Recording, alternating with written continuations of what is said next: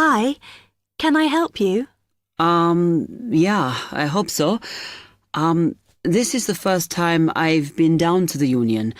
I'm a new international student, and I just wondered what to do. Oh, right.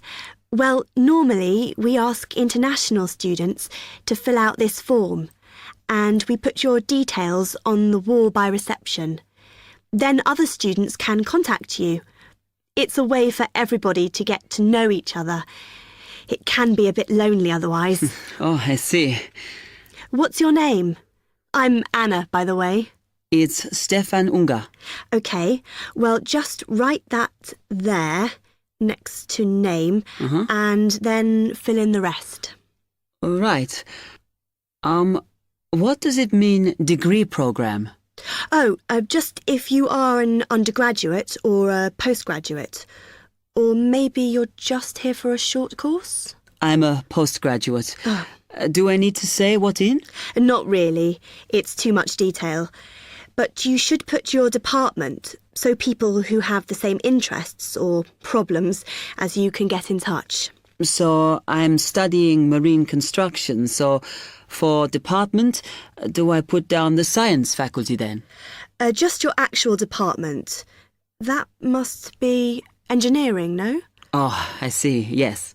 Then if you list what you like doing in your free time, not that we ever get any when we're studying, and maybe you can meet up with someone socially, or to join a club or something. Well, I like lots of things. Shall I just list them? My advice is to just put one or two, like football and films or whatever. Otherwise, you'll get so many invitations, you won't get any time to work. Okay. I think I'll just list computer games, as that's my big interest. Oh. I haven't played football for ages. I may start to play once I get settled. Now, let's see. Next thing is languages. Yes, we find many of the international students get a bit tired of speaking English all the time. Sometimes they like to speak to someone in their own language. It's up to you. That is a good idea. I presume I don't need to put English down. Oh, no. I put Italian and French.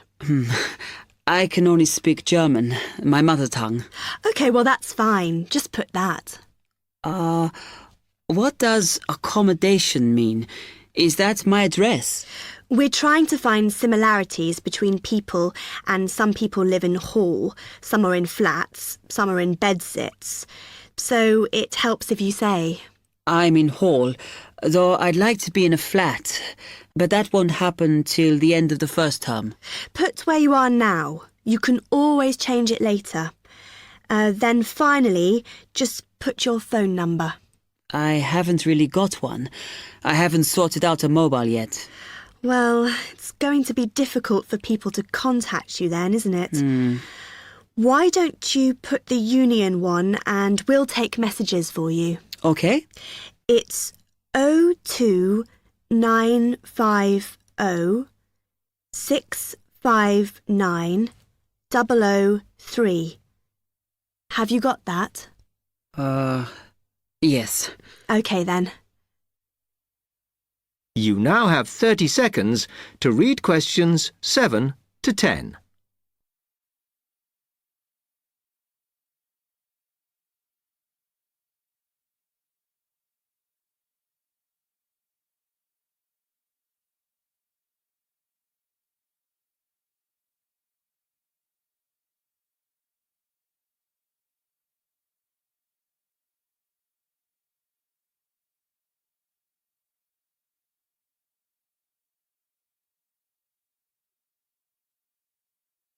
Oh, I had a couple more questions about the services you've got here.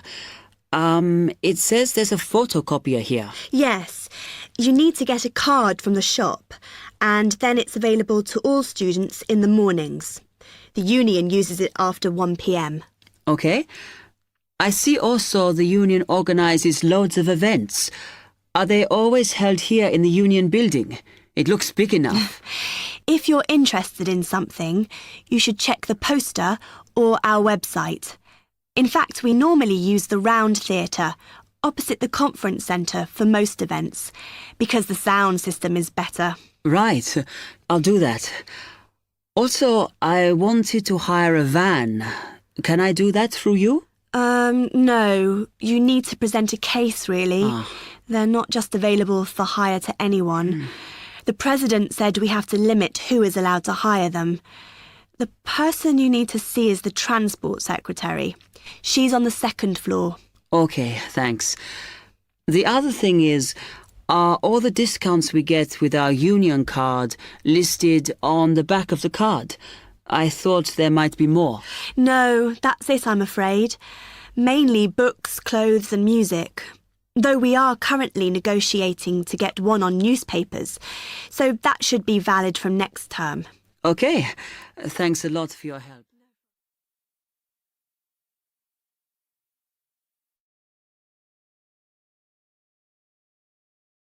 That is the end of part 1. You now have half a minute to check your answers.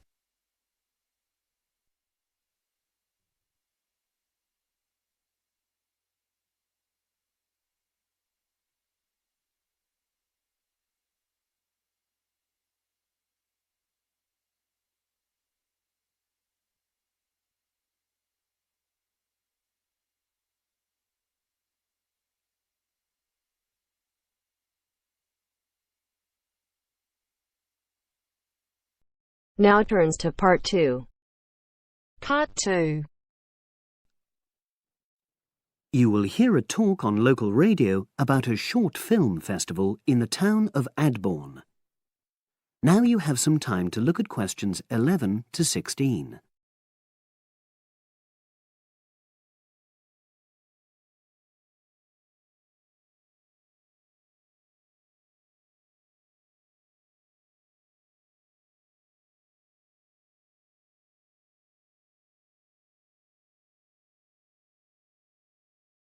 Now listen and answer questions 11 to 16.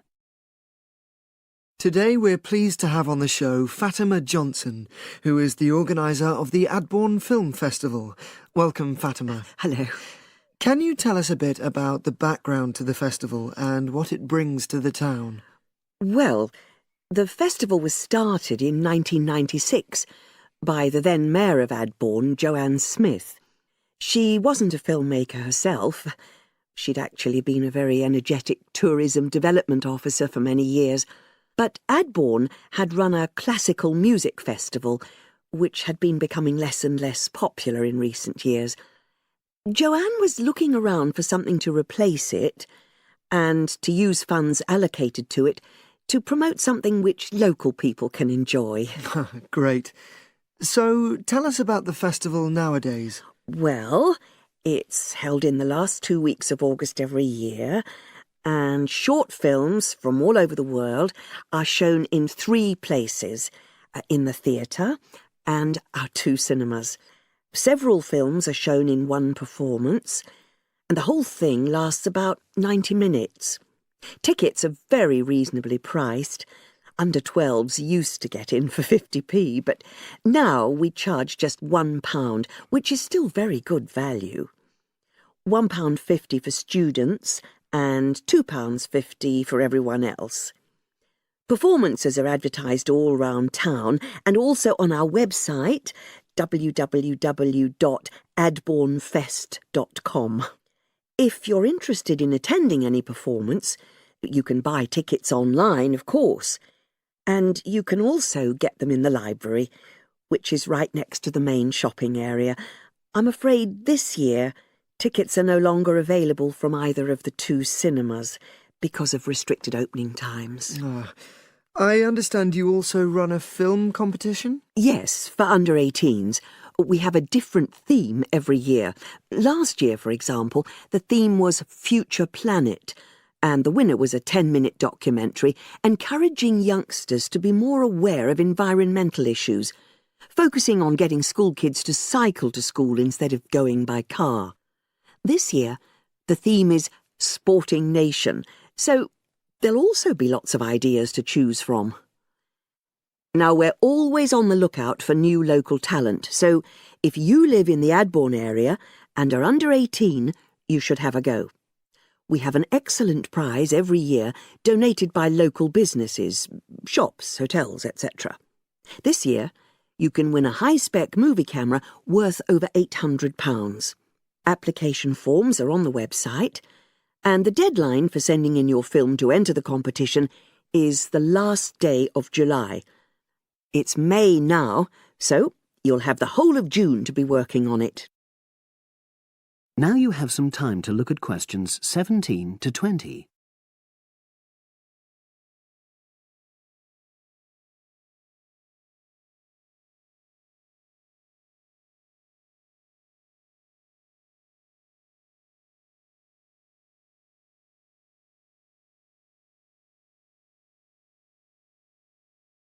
Now listen and answer questions 17 to 20. And what are the judges looking for? Well, although we choose very topical issues like the environment, we're not looking for propaganda, trying to get people to do something. Instead, we're looking for a new angle, a fresh way of looking at a theme.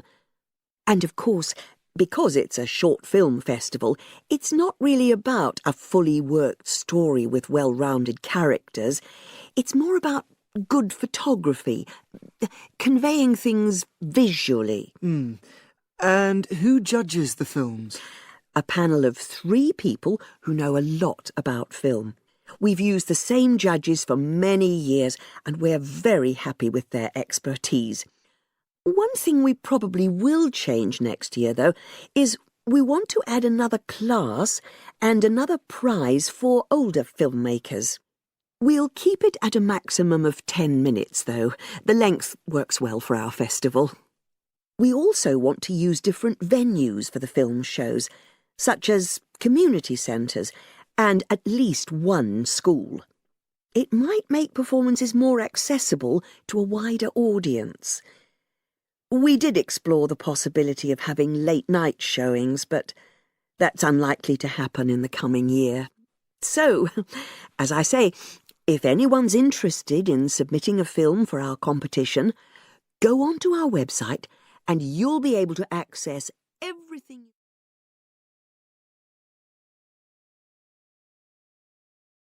That is the end of part 2. You now have half a minute to check your answers.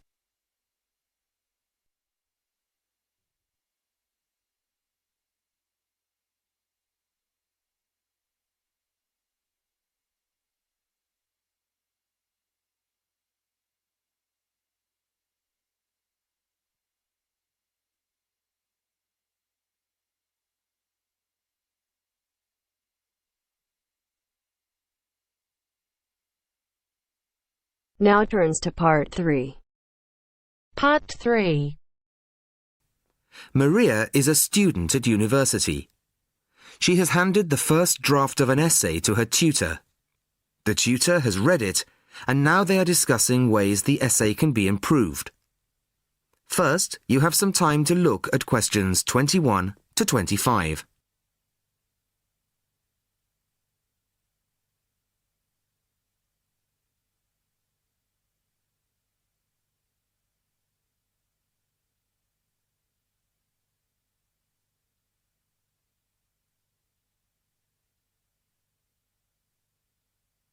Listen carefully to the first part of the conversation and answer questions 21 to 25. Well, Maria, I have to say I was quite impressed by your essay. It's a big improvement on the last one. Really? I'm glad. I put a lot more work into this one. I really spent ages on it. And it shows. You've addressed most of the problems I pointed out last time. In particular, the style and language are much more appropriate for an academic essay. So that aspect is okay? Absolutely.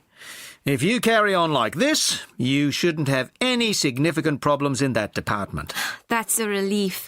I've been quite worried about that, although I've been reading a lot of other essays to try to get the right style. Well, I'd say you've been successful. There are just 1 or 2 minor things you could look at. Your punctuation's quite basic. It's really just full stops and commas. And parentheses. Brackets? Yes, brackets if you prefer. In academic writing, these are best used only occasionally, if at all. You use them rather too often. Okay, I see. And I'm sorry to mention it, but your spelling. I know. But I'm working on a foreign computer. The spell checker doesn't work for English. Are you sure? Have you tried changing the setting to English? No, I haven't. Well, I should see if that's possible. I haven't marked you down this time, but, well, some of my colleagues are a bit old-fashioned about spelling. I'd try to get that sorted out if I were you. Okay, I understand. I'll try to change the setting. Before you hear the rest of the conversation, you have some time to look at questions 26 to 30.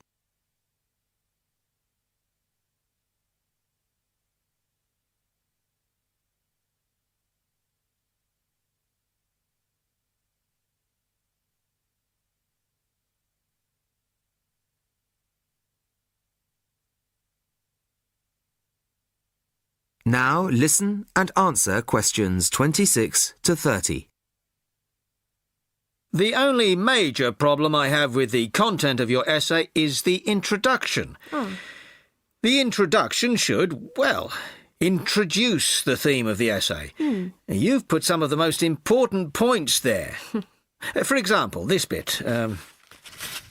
The statistics about the growth of railways in the 1850s. That really should go in the main body of the essay.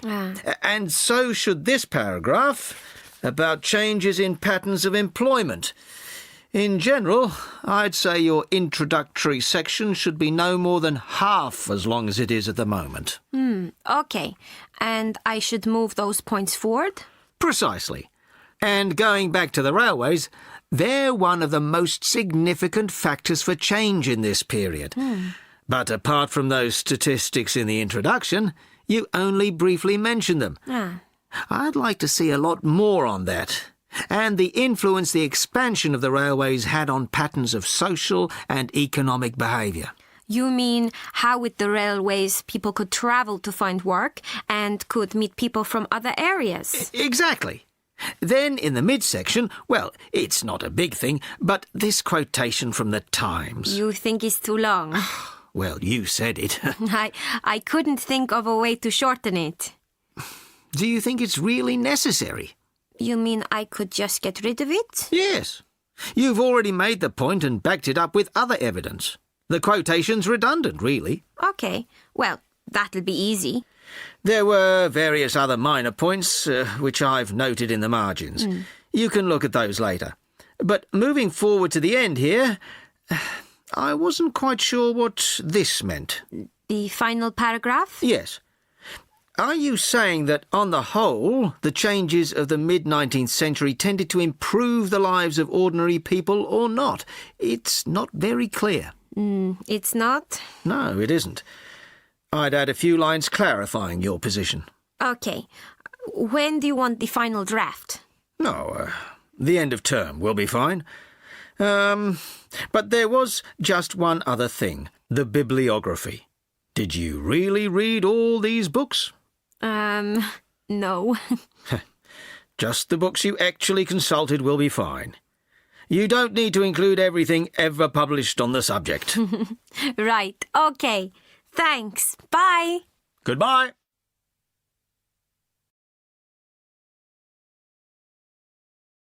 That is the end of part 3. You now have half a minute to check your answers.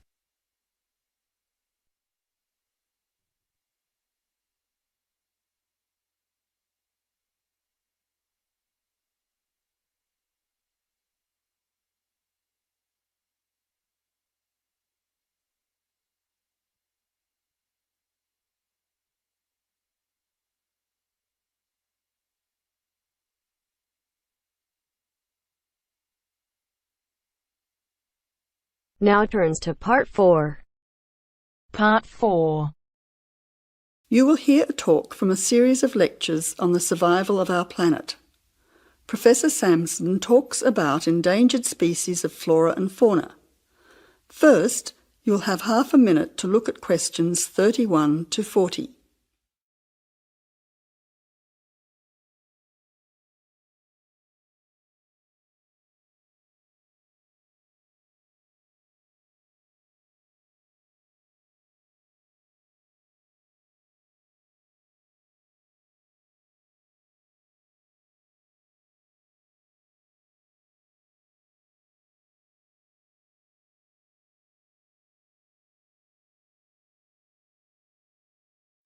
Now listen carefully to the talk and answer questions 31 to 40.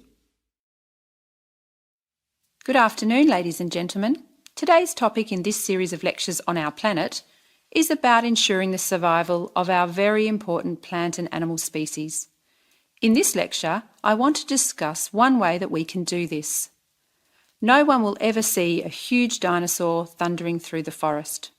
No one will ever see a paradise parrot flash its rainbow colours across the sky.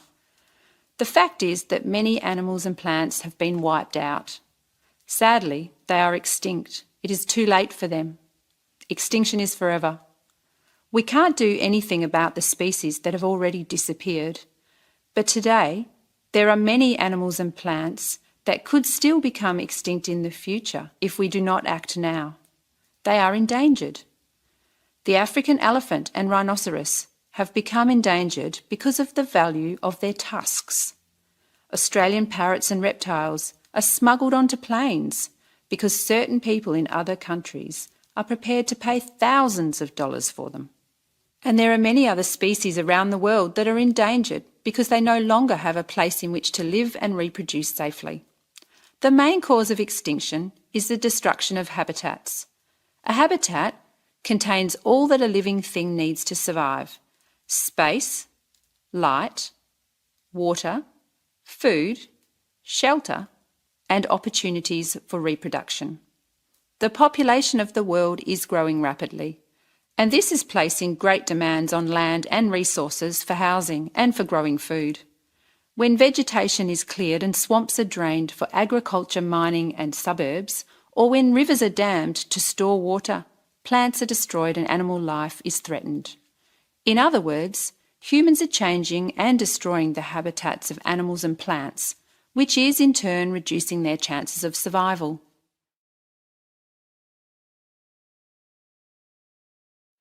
So how can we conserve habitats and help save endangered species? Well, one way is to protect their habitats permanently in national parks or nature reserves. National parks have been created in many countries. They encourage people to enjoy the beauty and diversity of the animals and plants that live there without harming them. By supporting and visiting these parks, people can become more aware of the species that live there and how the parks work to protect them. It is very important that, when visiting a national park, we keep them safe for future generations of plants and animals by obeying a few rules. Firstly, follow the fire regulations. Don't throw cigarettes or build fires, except at certain times of the year in especially allocated areas and facilities. Secondly, remember to leave pets at home. Pets, such as cats or dogs, can hunt birds or other small animals. Some pets might even escape and become a serious threat. Thirdly, place all rubbish in a bin or take it home. Plastic bags or leftover food are dangerous to the animals and harm the environment. Don't pick the flowers or damage the plants. Flowers create the next generation of the plant. Also, for the same reason, birds' eggs must be left in their nests. The loss of species in the past is sad. However, there is hope for the future. Despite the demands of our increasing population, we can work to protect the plant and animal species we still have. So I would like to conclude by saying that I believe that, with strong public awareness and support of these national parks and reserves, the future of endangered species can be ensured.